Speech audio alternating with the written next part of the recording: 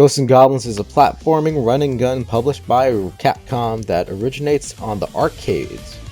Ghosts and Goblins is considered one of the hardest games made, which is for an arcade machine. Makes sense. However, most people know the game on NES. Thanks to some YouTubers, we'll be only talking about the Ghosts and Goblins entries on consoles, so those mobile games won't count.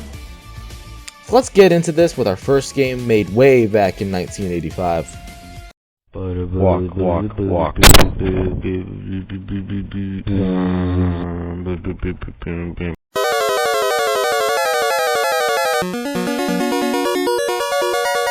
Ghosts and Goblins, as we now know, started as an arcade cabinet, and as many know, these cabinets were made to make money.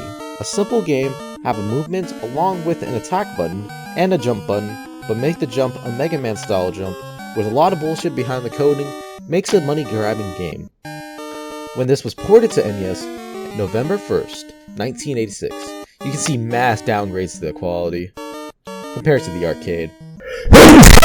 This is the 4-bit era. So let's talk about the game now. So you play as a knight named Sir Arthur, who, while in his underwear, went on a date with the princess named Princess Prin Prin. Then the princess is kidnapped by Astaroth. Sir Arthur proceeds to put on his armor and prepare to go into the demon world. There are 6 stages. They're pretty simple, except you have to complete the game twice. You finish Lord Atheroth's room and have to do it again. Now let's go into the most important thing about this game, which is, in my opinion, what makes this game hard. It's a fucking buggy mess! Along with how shit most weapons are. Speaking of weapons, let's talk about them. The Lance, a straight shot projectile that can only have 2 on screen. It's the beginning weapon for Sir Arthur. It's not important right now, but all weapons deal the same damage. A dagger, or more commonly known as the knife. A straight shot projectile that can only have 3 on screen. The most for any weapon in this game. This is considered the best weapon in the game. Torch, an arcing shot that once hits the ground will produce firewall that stays put for around 2 seconds. Torch can only have 2 on screen.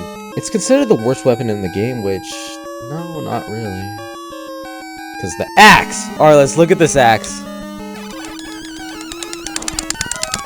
That thing is so shit! Oh my god! A straight shot arcing projectile that can only have 2 on screen is the worst weapon. You get it when you don't literally need it. Lastly is the shield, also known as Cross, is a short-range straight projectile that can only have 2 on screen. The shield can block projectiles and is required for the last stage. And when I finished, I thought I was done. Never knew that other games existed. Hell, I did not know a series of games existed. So I found out about it. I knew about Super Ghouls and Ghosts, but not about the Genesis Ghouls and Ghosts. So this will be a battle. Who is superior, Genesis or SNES? Let's conclude our little debate after reviewing these games. Firstly, Sir Arthur just starts. No intro, just begins. You find out about the story once you beat the game.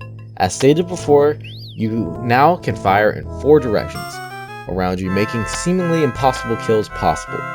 There are 6 stages. Then you must beat 5 stages over again and have the Psycho Cannon in order to go to the final stage, Loki. This version, I must say, was very impressive and fun. It's not rage-inducing like the NES game, but is a reasonable trial and error. And the weapons feel more refined and tailored for specific situations. And each weapon has a charge mode once you get the King's Armor. Now let's talk about the weapons. All the original weapons from the last game are here except the shield. Sword. A short range attack that deals a lot of damage, the second most in the game. Hold attack and it makes Thunder Dragon. Discus is a new weapon that acts like the sneaky bullets from rounds. They follow the ground and are very precise. Hold the attack button down and you get a mirror that protects them. This is the worst hold down attack. I love this game. This is the best one by far. So let's see how the SNES holds up. They removed all direction fire along with adding a double jump to your character. This, to me, makes it feel like the map is now too open. And maybe one of the worst things about this game, slowdown. Blast processing, while clearly a marketing strategy, actually feels like it works because there's no slowdown in the Genesis. But in SNES, it slows down so much in the intro that you lose just because of the lag and the double jump.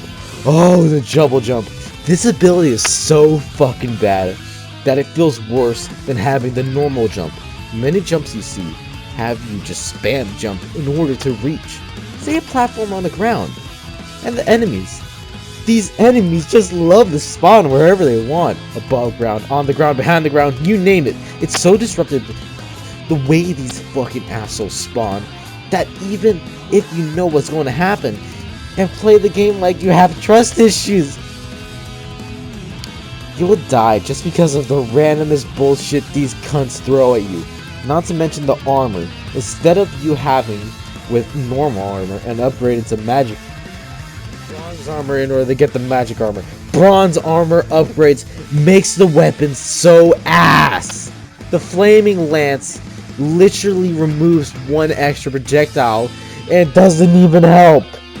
Magic dagger, it fucking pierces and makes it so you can't spam it. Hefty axe is so garbage, it just doesn't fucking make a pee. The crossbow, it's like a new weapon, and normally it fires 2 and you can spam it twice, but if you get the magic on it, it gets fucking, it just fires 3 and then it's garbage. And then the magic torch, actually it's pretty good. But then the scythe, it's the discus, but now you get a tornado, it's garbage. And then you got the tri-blade, which is some shuriken thing. This is the worst game. And the goddess bracelet is just a psycho cannon. There's 8 stages and then there's 6 stages. It's more difficult. Yeah, nice job, Capcom. This is the fucking hardest Ghosts and Goblins game in the fucking world, but this is garbage. It's fucking... Isn't it obvious already? Fucking Genesis 1. Released for PSP back in 2006, this is the first time we see Arthur rendered in 3D. The game plays in 2D, but an F is still good. This is also the first time we have a difficulty selection, but to be simple, the difference is that the armor will break on the first hit. Like it should! The higher difficulty you go, the less armor hit points there are. I played it in standard mode for this review, and personally, this is not really good nor bad. With only 6 stages, this must have been fun to pick up and play, like many games on the PSP. It also has an inventory system. This game has the most items in the game, has its own magic attack that requires mana. There's also a shield where it's better than the one in the SNES. SNES you had to stand or use a shield. Here, just hit down at any time. Of course you have to pick it up, but it's fine. It's the thought that counts. There's also 6 different kinds of armor, but I'll only be talking about the weapons since that's more interesting. You got the same weapons from the original games, the lance, dagger, fire bottle, and the crossbow, but some new ones like the bomb, which is a bomb that deals a lot of damage. It's the worst weapon in the game! A whip. There's 2 variants of it, but it's cool, and you can pick off loot off the ground with it. Ugh. What if I told you that those were all the weapons in the game? The new ones, at least. Let's talk about the armor. You got the King's armor, Warrior's armor, and Emperor's armor, and the Knight's armor. But there's also different armor like the Cursed armor, and the Dark armor, and the Angelic armor. Honestly, this has less than other games. Not a lot of weapons. The stages are god-awful. For a modern audience, I don't recommend this. Originally, this was going to be the end of the video. But there's a new game out there that's been forgotten. Let's talk about Resurrections, which is the current game and brings back the NES vibe. Resurrections is a remaster of the NES and Genesis game, and for the first time, you don't have to beat the game twice to save the princess. There are 4 difficulties: Page, Squire, Knight, and Legends. Of course, well, already, each of them changes the courses and the game completely. For this review, we'll be talking about the Knight's difficulty. This game allows you to fire in all directions and no double jump without playing the game. I recall that a lot of enemies on the NES attack from above, so remastering the game could be good. And maybe it's one of the best games I played that was released in 2021. This game has an epic novel setting behind the game, with the literal intro being Knight Arthur being drawn into the game, and the level being drawn onto the page. They also changed what all the weapons do. All the weapons, of course, are the same. I mean, the golden weapons, like the dagger, where the Emperor's armor upgrades the knife to these golden knives, where instead of a max of 3 on the screen, now it has no limit. But there's some new weapons, like the hammer, a short-range powerful attack. It sucks. Or the spike ball. This also sucks. Well, the game, however, makes me want to play it the more I play. It's like Ghouls and Ghosts, where with every death, you feel like you want to play it more. And the music, it's remixed with this more retro vibe by adding this keyboard distortion on the first stage. I suggest this game completely.